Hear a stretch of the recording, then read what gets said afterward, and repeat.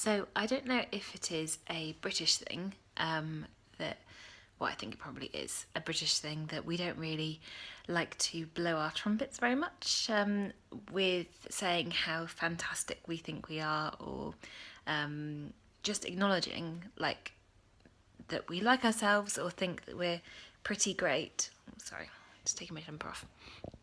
Um, and and maybe that is why it doesn't come easily to me to kind of just be happy in myself and to be just, fine with who I am. And it's fairly easy for me to say about other people what I like about them.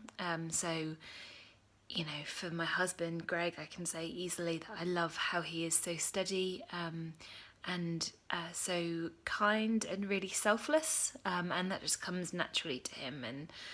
And that's what I love about him. I think he's great because of that. And my friend Anita, who I've been thinking about recently, I love how she is so brave, I think, and so funny as well. Whenever I'm with her, I'm like crying with laughter. And so many other people. I love my mum for how she is, just so thoughtful, and really remembers things about people, and is really welcoming. There are so many people I could think of. I love so many things about them and can easily say why.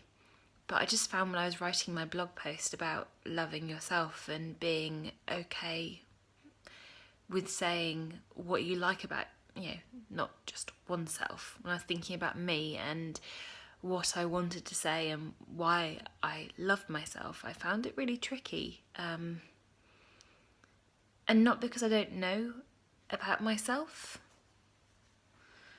because I do know myself, but just to acknowledge that side, to not be like Amy bashing, which is so easy to do, and I think that we all do that to quite a big extent, but just to be okay with being like, you know what, this is me and exactly why I love myself. And I kind of feel like you need to have that basis of knowing yourself and loving yourself just to have as your foundation. And that's why I knew it was really, really, really important for me to write this post and to outwardly declare it to the world why I love myself. Because it's so easy just to squish yourself down and be a hater of yourself, constantly telling yourself what you are wrong at and why you're terrible, and well, at least for me anyway. So here it goes. The top 5 reasons why I love myself. I love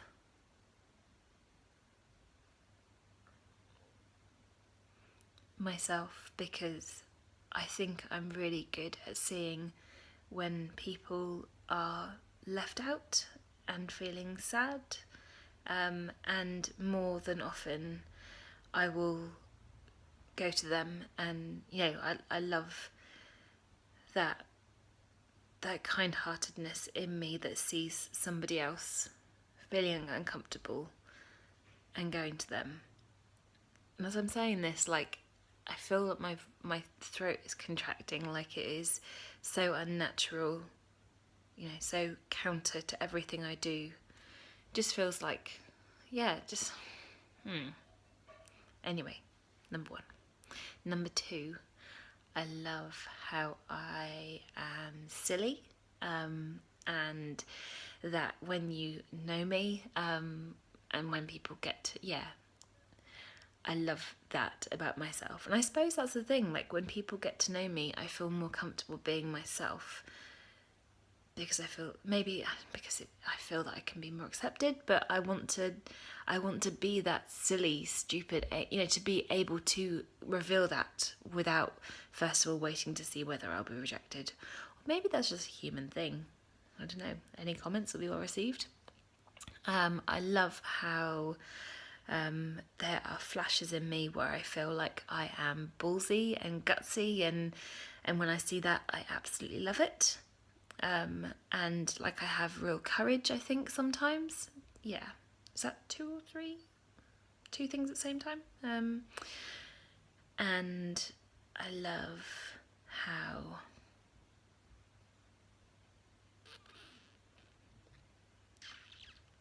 you see, it's really tricky. I love how I